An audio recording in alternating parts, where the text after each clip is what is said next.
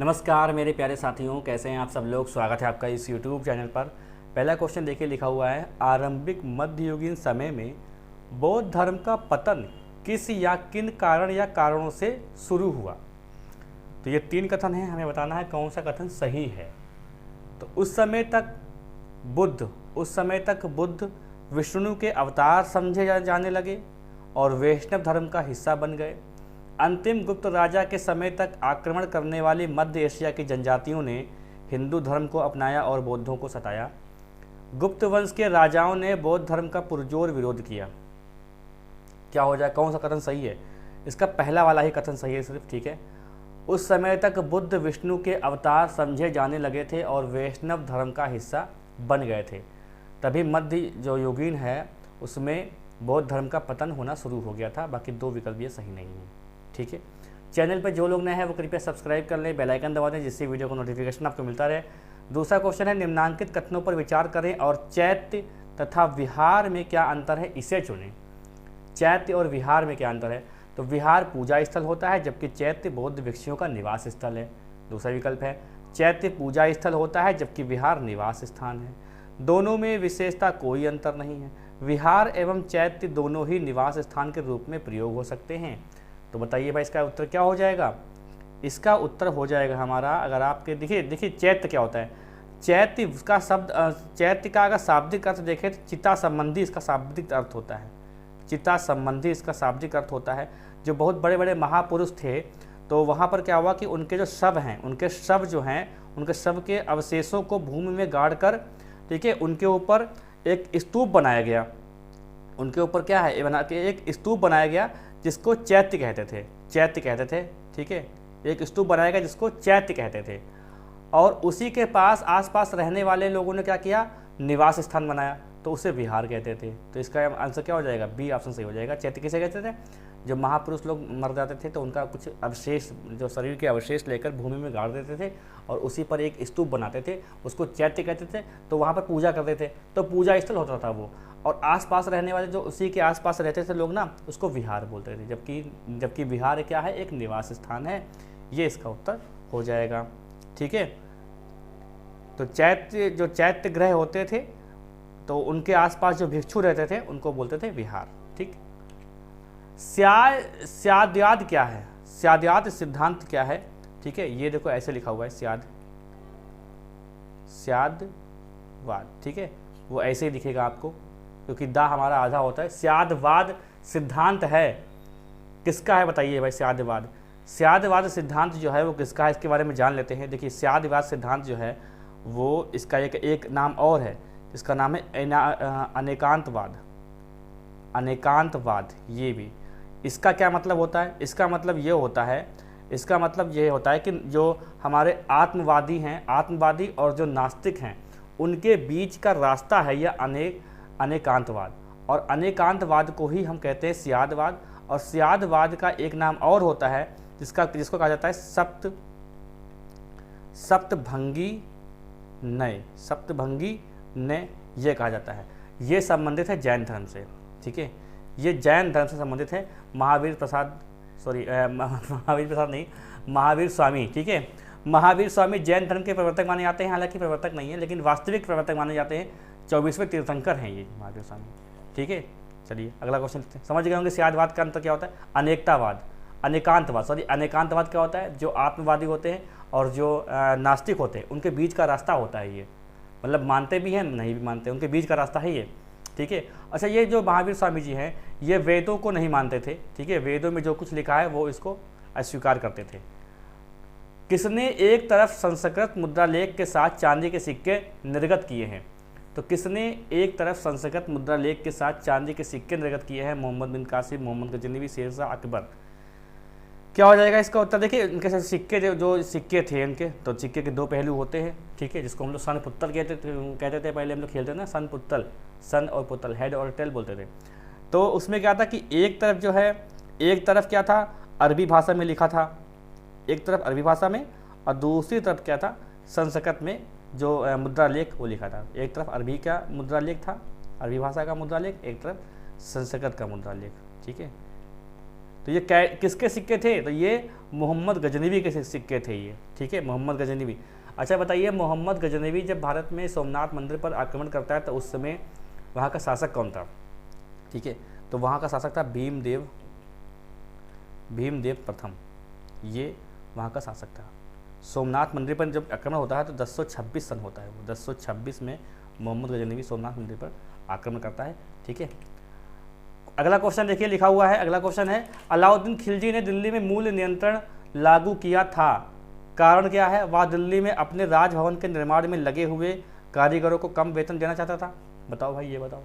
अलाउद्दीन खिलजी ने दिल्ली में मूल्य नियंत्रण लागू किया था, वह दिल्ली में अपने राजभवन के निर्माण में लगे हुए कारीगरों को कम वेतन देना चाहता था।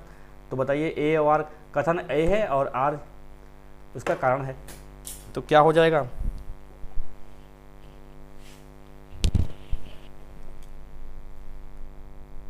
चल रहा है तो देखिए, ए तथा आर दोनों सही, आर ए की सही व्याख्या करता है। बी, आर ए तथा आर दोनों सही हैं परंतु आर ए की सही व्याख्या नहीं करता है। ए सही परंतु आर गलत, ए गलत परंतु आर सही। तो क्या है इसका उत्तर?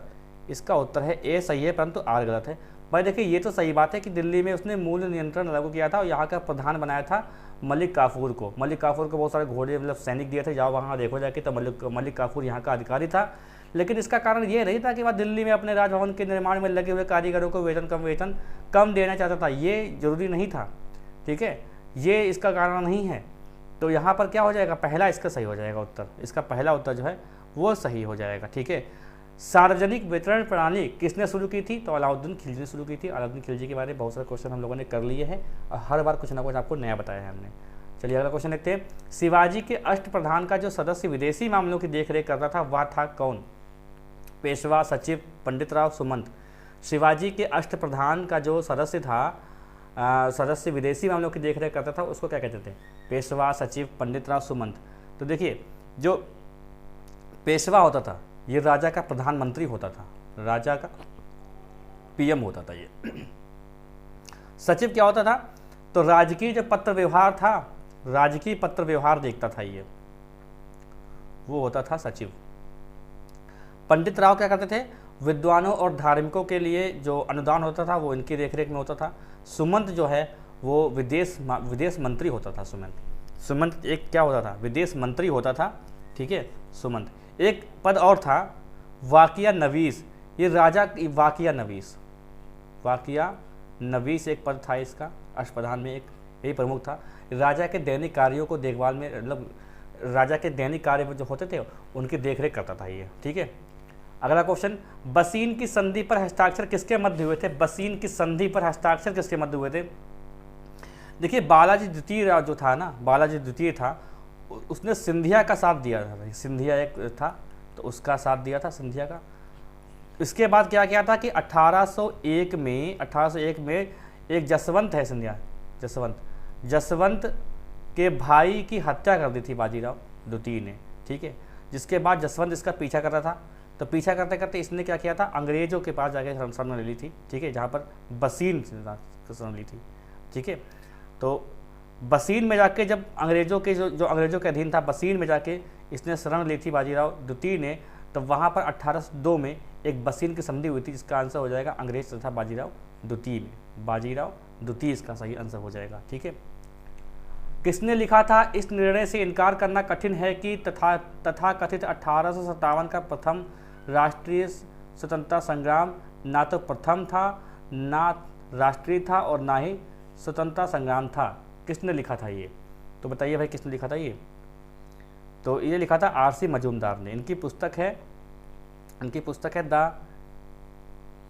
द स्पॉय म्यूटिनिटी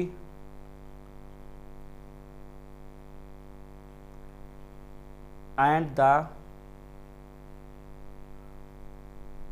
रिवेलियन 1857, ये इनकी पुस्तक है। ये इनकी पुस्तक है। इसमें इन्होंने बताया है कि इस निर्णय से इनकार करना कठिन है कि तथाकथित 1857 का प्रथम राष्ट्रीय स्वतंत्रता संग्राम ना तो प्रथम था ना ही राष्ट्रीय था, ठीक है।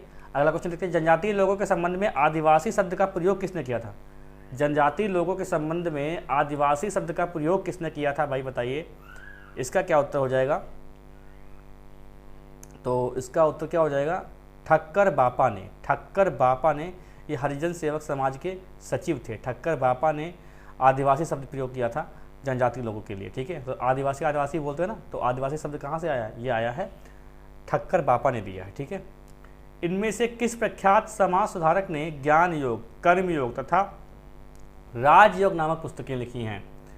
ज्ञान योग, कर्म योग तथा राजयोग नामक पुस्तकें लिखी हैं स्वामी विवेकानंद, रानाडे, राजा राम मोहन राय, रामकृष्ण परमहंस। तो क्या हो जाएगा इसका उत्तर भाई? इसका उत्तर हो जाएगा स्वामी विवेकानंद। स्वामी विवेकानंद ने इसकी लिखा हुआ है 1893 में। पता है आपको, स्वामी विवेकानंद शिकागो गए थे, जहाँ पर जो है वहाँ पर धर्म सम्मेलन था, तो वहाँ पे बहुत अच्छा बोला था इन्होंने हिंदी भाषा में। ठीक है, सब समझ गए थे इसकी बात। ठीक है, इनकी सारी बातें समझ गए थे लोग, इनकी भावनाओं को समझ गए थे, तो बड़ा प्रशंसा हुई थी वहाँ पर। ठीक है, 1897 में इन्होंने रामकृष्ण मिशन की स्थापना की थी। ठीक है, रामकृष्ण मिशन की स्थापना किसने की थी? तो ये की थी स्वामी विवेकानंद ने। ठीक, चलिए इसका आंसर क्या हो जाएगा? स्वामी विवेकानंद इसका आंसर हो जाएगा। 10 क्वेश्चन हो गए। आप लोग बताइए कैसा लगा वीडियो, और करंट अफेयर का वीडियो आता है उसको भी देखा करें। कोई डाउट है किसी क्वेश्चन पे तो आप कमेंट कर सकते हैं। चैनल पर जो लोग नए हैं वो कृपया सब्सक्राइब कर ले, बेल आइकन दबा दें, जिससे वीडियो का नोटिफिकेशन आपको मिलता रहे। वीडियो को शेयर करें। मिलते हैं नेक्स्ट वीडियो में।